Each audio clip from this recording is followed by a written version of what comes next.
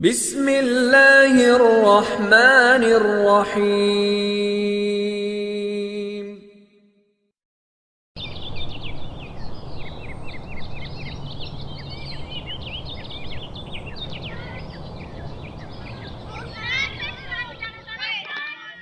Bismillahirrahmanirrahim.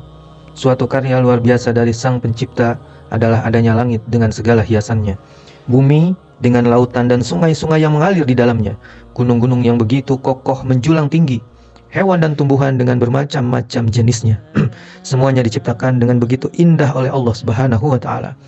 Maka marilah kita berpikir dan mentadabburi ciptaan Allah yang akan menambahkan keimanan kita kepada Allah Subhanahu wa Ta'ala. Di dalam surat Abasa ayat 24, Allah berfirman, "Falyanzuril insanu ila ta'amih." Maka hendaklah manusia merenungkan bagaimana Allah menciptakan makanannya, bagaimana Allah menjadikan makanannya yang menjadi sebab kehidupannya. Makanannya dari mana datangnya? Siapa yang mendatangkannya? Apakah ada seorang yang menciptakannya selain Allah?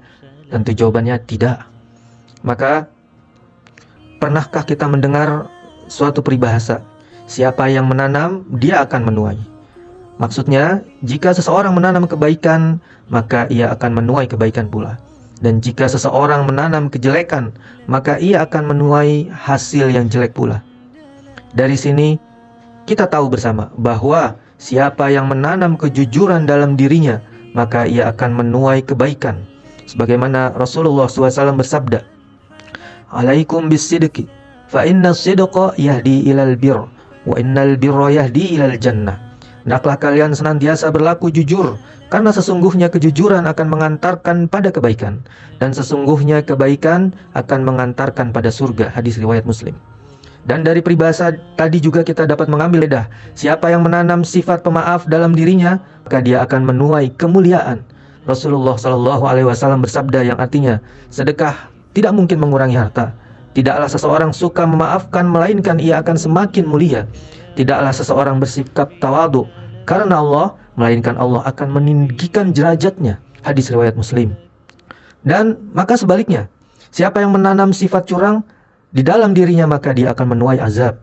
Nabi SAW bersabda yang artinya, dan tidaklah mereka berbuat curang ketika menakar dan menimbang, melainkan mereka akan ditimpa kekeringan, mahalnya biaya hidup, dan kelaliman para penguasa. Hadis ini sahih riwayat Ibnu Majah. Dan ketahuilah kaum muslimin bahwa dari sebab kecurangan di dalam perniagaan inilah yang menjadi sebab binasanya kaum Madian, yaitu umatnya Nabi Syuaib alaihi salam, yang diabadikan oleh Allah dalam surat Asy-Syu'ara ayat 181 sampai 180. Jadi ingatlah, setiap yang kita tanam, baik kebaikan maupun kejelekan, pasti kita akan menuai hasilnya. Oleh karena itu, anak-anakku, bersemangatlah dalam menanam kebaikan dan janganlah pernah mau menanam kejelekan. Barakallahu fiik.